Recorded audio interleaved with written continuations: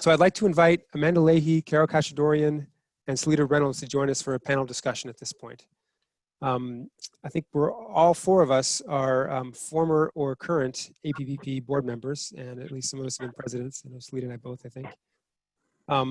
So thank you all for joining us here today. And let's start with some introductions. I'll briefly just give a little more information about myself. I'm Michael Moule. I'm the Chief of Engineering with the County of Kauai Department of Public Works at this point.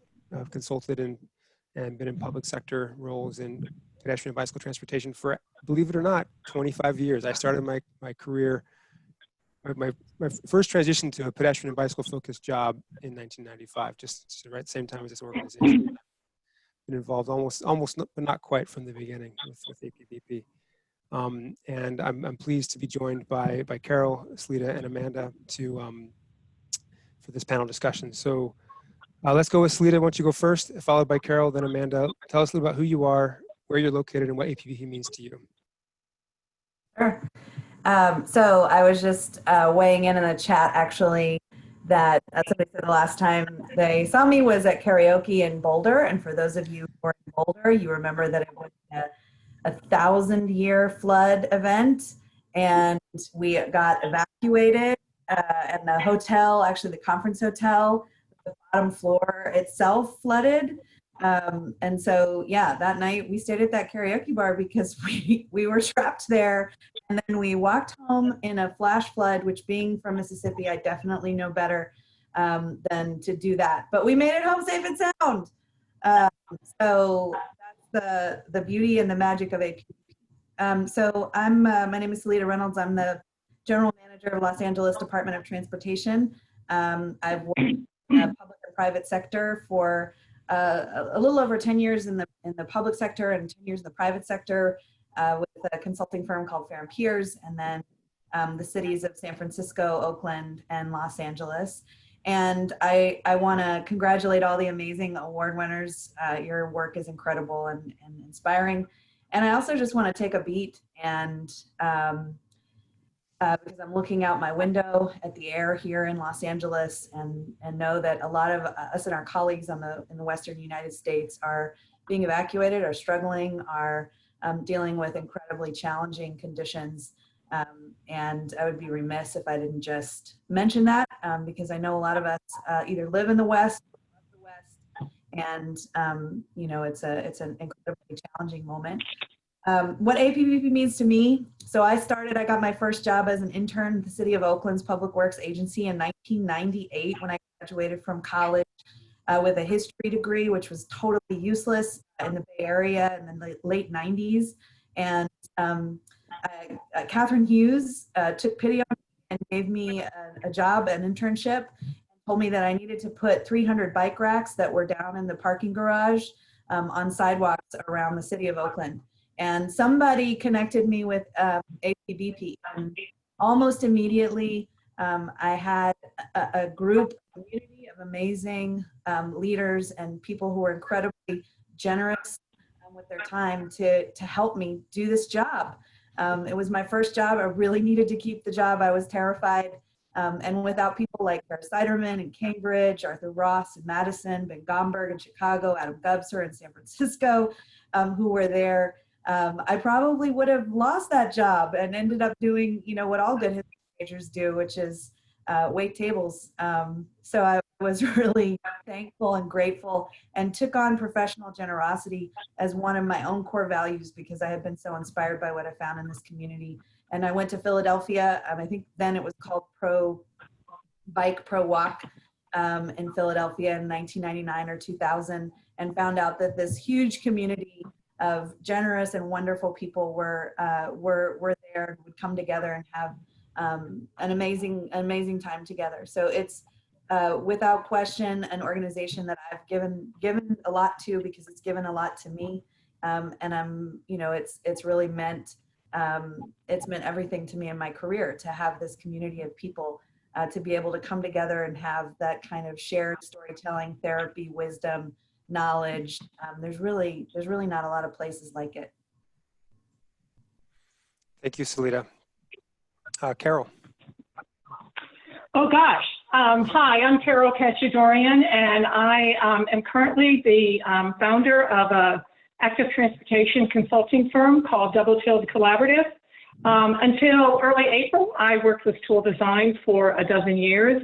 And before that, I worked for Washington, D.C.'s transit agency for 11 years.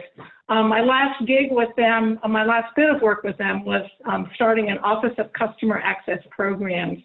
I had, through a series of serendipitous events, I learned in the early 2000s about active transportation and really got the bug for it. And so when I left WMATA, I within 6 months was hired by Toole Design and had a very steep learning curve in terms of active transportation. One of the reasons that it connected with me so much is I realized that, like many of us, the difference between our personal lives and our professional lives when we do the work that we do is nearly indistinguishable. And I think we come at our work from different perspectives, depending upon where we are in our lives. And I hope that APBP can be there for us and allow us to contribute to this expanding body of knowledge and expertise as we go through those phases in our lives. So my current phase started about 8 years ago as I was nearing 60 and was thinking about that last bit of my professional career. I'm feeling the impact of aging, both physically and mentally and socially and professionally. And I realized that there was a real opportunity for me to focus on active transportation for older adults or older adult mobility. And that was developing that in a different kind of way for our profession, and APBP was something that I wanted to do. So a year ago, I nominated myself to be on the board of directors, and I am. And I'm very pleased to be that. My work on older adult mobility has been an interesting ride, if I could use that word. My challenge has been to articulate how we move beyond that 8 to 80 trope. And I understand that's an easy way for people to think about planning for older adults. But I have to say that being 8 is not the same thing as being 80. And that there are changes in your life as you approach 80 that I think we can do. We can learn more about how to incorporate into our work.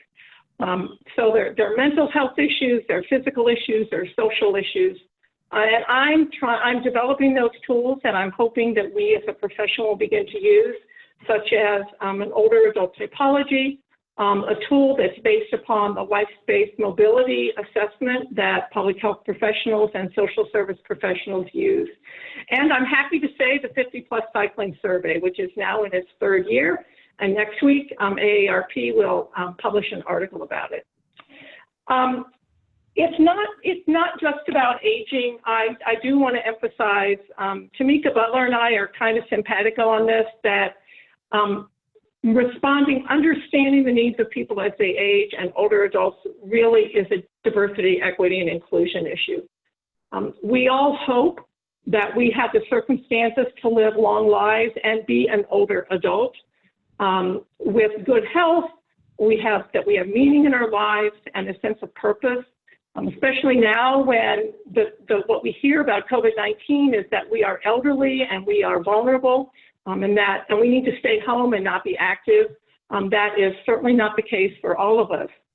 And so what that is ageism in many respects, and these can have powerful negative impacts on people, resulting in exclusion, demeaning thoughts and actions, and a loss of dignity. I felt it in different parts of my life, and I have to say my children express ageism to me, and I have to fight back.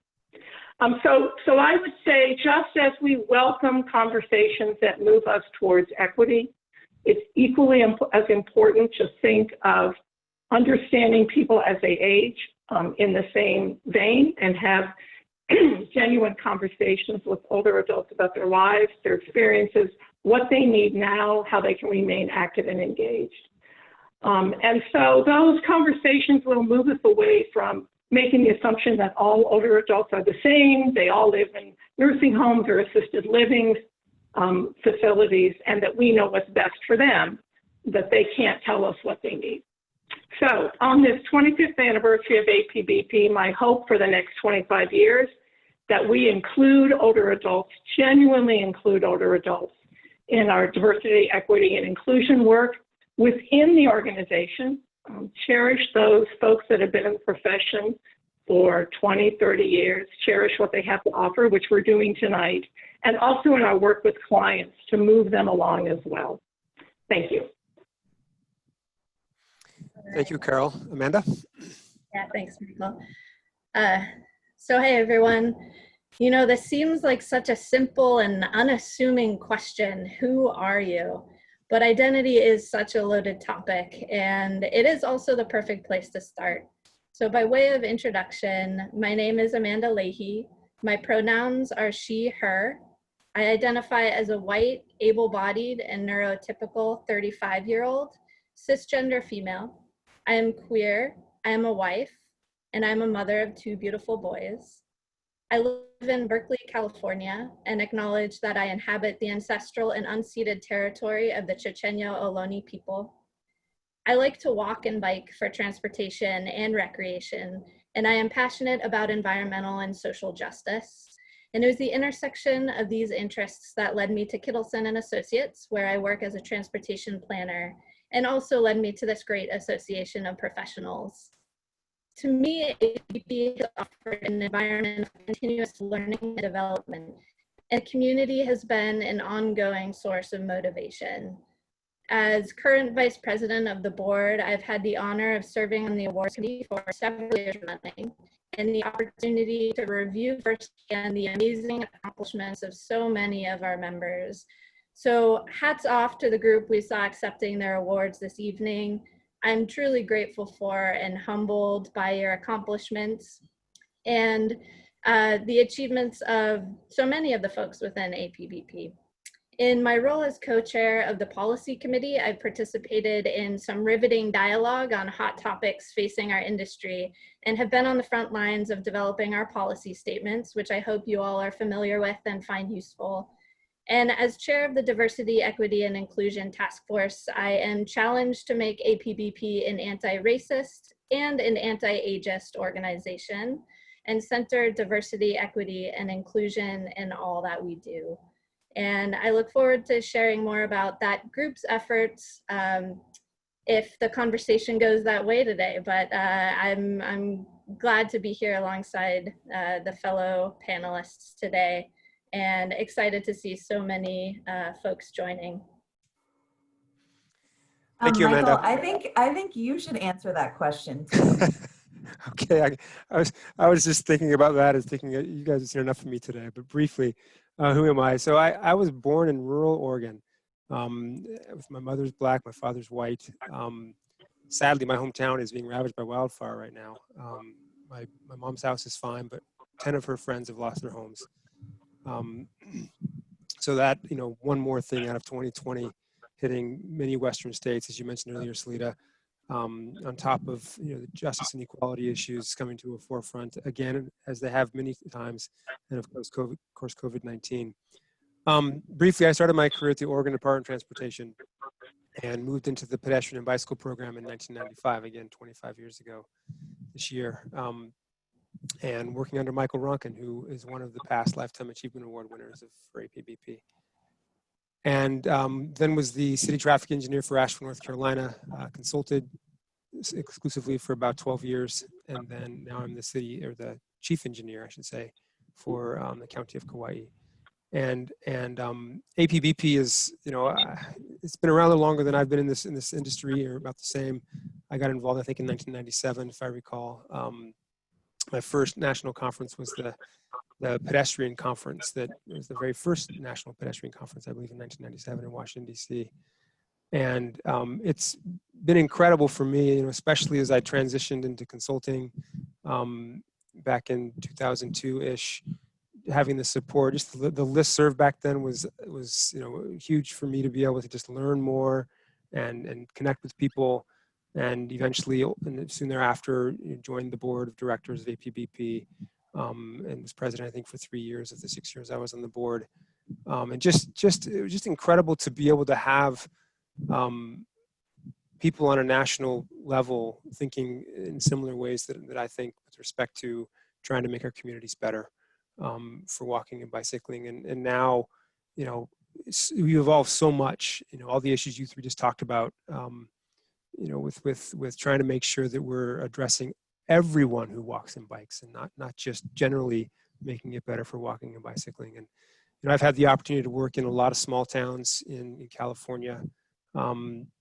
When I consulted there, here on Kauai, it's, you know, an interesting, totally different environment with small communities as well. And I've just been glad to be involved and get all the things that I've gotten from APBP and hopefully be able to return to the organization, to the members.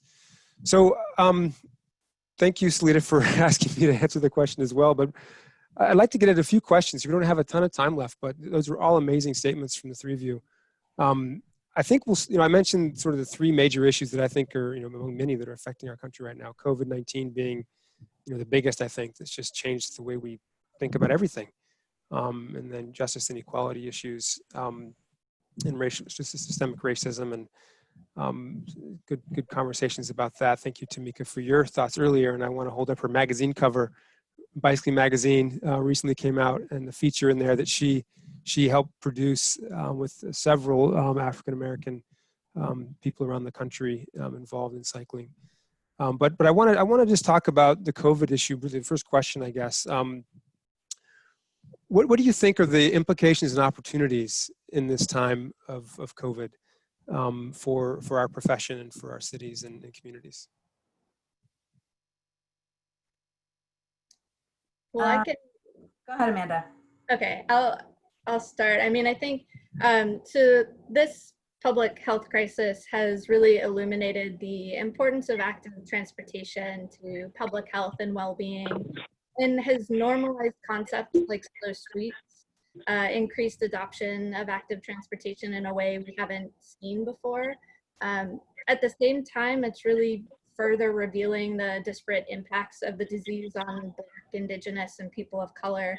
And I think that, you know, this current time of COVID in combination with continued acts of police violence that has really increased awareness and urgency around anti-racism efforts. And so now more than ever, we know that taking no action is really not acceptable, and that social justice doesn't just happen organically in planning processes and outcomes, and it needs to be intentional and implicit and integrated in our work. And again, to go back to the DEI task force, as one of the first steps to really increasing our cultural competency and working to intentionally center this in our organization, we have developed this task force and are recognizing that this is a long-term commitment, and working to articulate that group's scope of work and mission, and really embed it in this organization as part of our values. Yeah, I was just going to say, you know, at the beginning of the sort of, you know, in the US, at least, when we had sort of a growing realization that the pandemic was about to become a slow motion tragedy that was going to unfold over a long period of time. And there was a moment where everybody it was very eerie. In most of our cities, there were no cars on the street. Everybody was sheltering in place, and after contending with the great toilet paper shortage in 2020, that, you know, there was a lot of what I would call opportunism, a lot of people pressuring me, at least, and I'm sure a lot of others, like, if you don't use this moment to turn Los Angeles into Copenhagen overnight, you know, the planet will burn and it will be all your fault. And this is the time, right, to take every street and convert it into something overnight. And I understand that viscerally, as somebody who has fought so hard for, you know, tiny scraps of bike lanes in many different places, and how tempting that was. And on top of that, Amanda, to your point, that it was a moment when these ideas were being normalized. You know, Bogota, Paris were doing all of these things.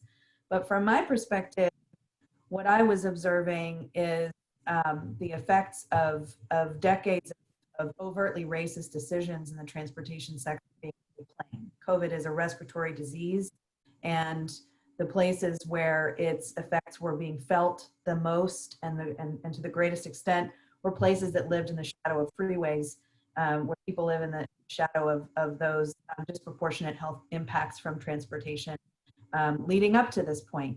And what I thought about a lot was that what I think the opportunity for the moment is for non-traditional, countercultural, iconoclastic thinkers like the people that have always gathered together at an APBP, from the first generation of bike ahead coordinators who are really, you know, a bunch of hippies and poets who happened to get these jobs in their organizations because the state forced them to do it.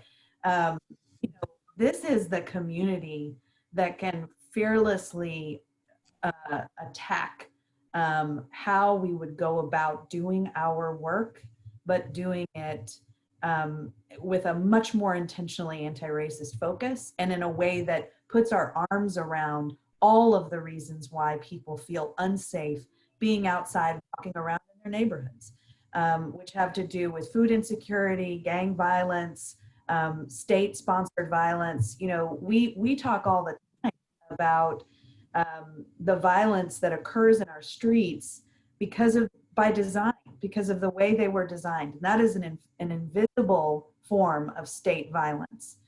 And the visible forms of state violence that we've observed over the last many years, but is certainly coming to head with George Floyd's lynching, those are just as egregious, and they're all of a piece. And so I'm hoping that the opportunity for us is to come together, and I think APBP is the right group of folks to do that, to really take a step back, because we are fighting the good fight, and we have been fighting the good fight, and so let's keep doing that and make sure that we're trained on the right villain, because we're in the right fight. So I'm hopeful that you know, the work Amanda's doing, the work the organization is doing, continues. And I remember maybe 15 years ago when transportation planners started talking to public health professionals and epidemiologists and people like Dick Jackson, and the forefathers and foremothers of thinking about public health and public spaces and the connection between the two of them. And there was resistance then to, you know, people saying, wait a second, are you saying that we have to, like, you know, to eliminate smoking before we can build this bike lane? Like, no, we just want to build the bike lane. And APBP was a place that welcomed in that diversity of thought, and that found a way to make the tent big, and that found a way to get better projects, more interesting questions, more creative solutions, because of how big the tent can be. And so I'm hoping that that's what the opportunity is for our profession, coming out of and continuing to make our way through this tragedy that we're living through. Thank you, Seleta. So Carol? yeah, if I could just add, kind of bringing it down, some things that Seleta said. I had an opportunity in July to do some work on slow streets to present at Baltimore Data Week, and I did a case study on Oakland, and it was interesting to learn how the city adjusted its public engagement approach during the process of trying to identify slow streets. And so the point is, as a profession, you know, we are changing the way we engage the public, so we can make sure that we include people of all ages and races and, you know, income levels and abilities. I mean, what Oakland discovered was they had been using, and I don't know if anybody from Oakland is on the call, but I applaud you, because they started out with a very, what they thought was the right process to identify slow streets, and did an evaluation and discovered that they didn't have a broad representation of people that live in the city that responded to the slow streets. And the people that of color and in lower income communities that did respond said, you're putting slow streets in where it's not helpful to us. We need to have access to food. We need to cross really busy streets. We need to get to health centers for COVID testing and COVID treatment, and to get to jobs. And the city said, we thought we were doing this the right way, but we weren't. So let's change the way we do it. Let's add a program that is not just about blocks of streets, but is about crossing streets. And let's also add another program that was the last program they added, was to support local businesses so that they could more easily engage in commerce on the street where there was good social distancing. All that to say, we're still learning. We think we know the right ways to engage with COVID and with what we're learning about structural racism and traffic violence, but we're still learning, and I really would applaud the folks in Oakland for kind of learning on the fly and adjusting as needed. So hopefully that'll be something that we'll continue to do. Okay, thank you, all three of you. Actually, we're running almost out of time here. You guys have had some amazing statements. I was going to add something, but it was almost the exact same thing Carol said, very similar.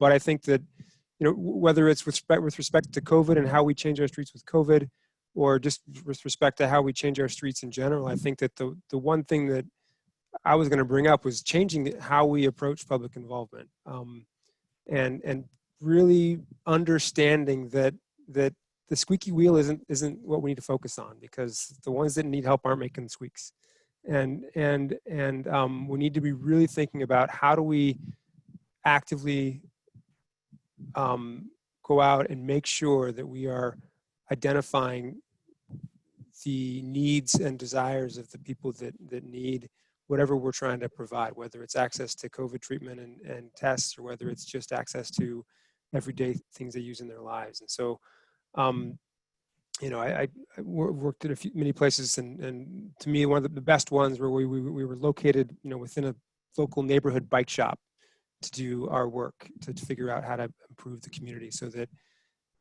we could really access, and people could access us in a place where they normally come.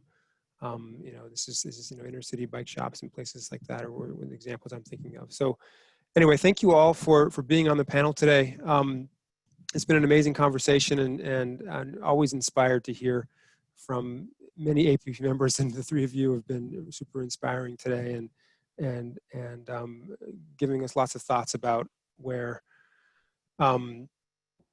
APBP should go in the next 5, 10, 15, 25 years.